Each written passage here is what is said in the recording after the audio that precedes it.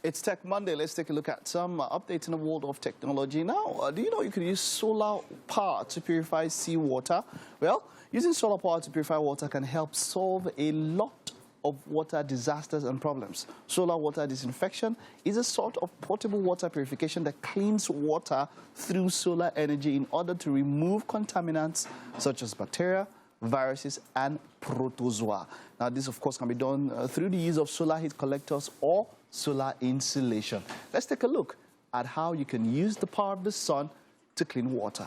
It's literally a crisis, and nobody is aware of it. But you look at the list of the top 10 cities that are at risk of drought and risk of running out of water in the next 10 years.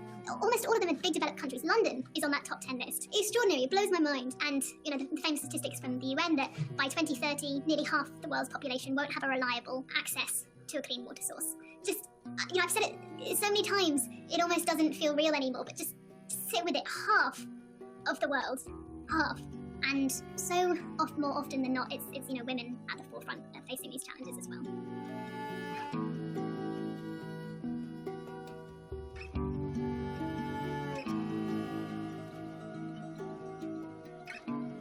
Here at Desalination, we are developing a solar-powered desalination technology. So, in super simple terms, desalination is taking seawater and making that seawater drinkable and turning it into fresh water. Problems with current desalination technologies are two main problems. Very energy intensive, and the brine that they produce, the waste product, is full of really nasty chemicals, and quite often that just gets dumped back in the sea and it can cause damage to marine life. So at Desalination, we're trying to tackle those two problems by developing our technology. So firstly, the energy intensiveness of desalination.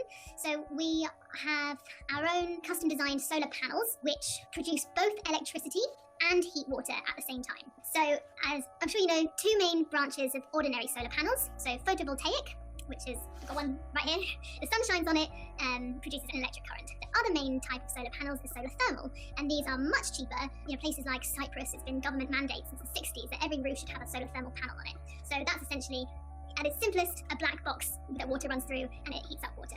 So PVT, photovoltaic thermal, you combine the photovoltaic and the thermal element of the solar panels. So we're not the first people to come up with this PVT idea, but we are the first people to be using it for the specific purpose of thermal desalination. So a little bit more about why. I know some people in Lekki and Ajah area that your water might need some of this kind of treatment, yeah?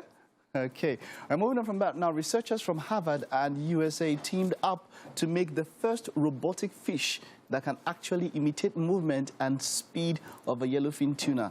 Now, fittingly, the robot is dubbed Tuna Port. The team first studied the movement of the yellowfin tuna and mackerel and then constructed a robot that they compared to leave the spiceman. Now, the researchers aim to learn more about the physics of fish propulsion, which would later lead to underwater vehicles with fish-inspired propulsion system. Let's take a look at this.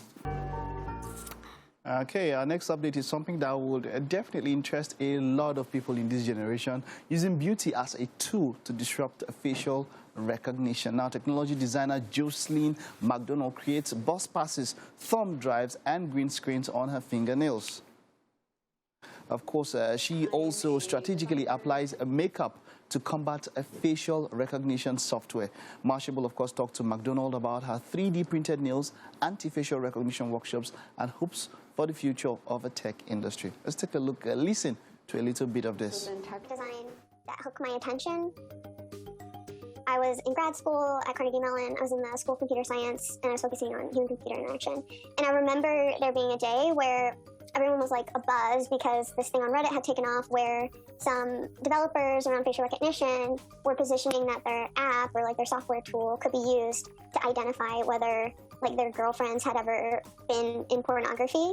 And that's how it was being articulated. And then everyone was abuzz like, whoa, there's this new tool that you can just pull down and like put your girlfriend or like women that you know or any woman that you can find their image and like see and confirm whether they're in porn or not. And it was like exciting to a lot of people, this innovation in it.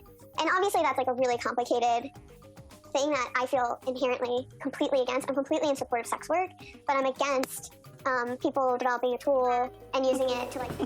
All right, so basically facial recognition, it happens with Facebook a lot. Have you ever seen a tag that comes to you on Facebook that, that your image is somewhere and you're not the one that uploaded it. So yeah, facial recognition is something that is being used for a lot of stuff.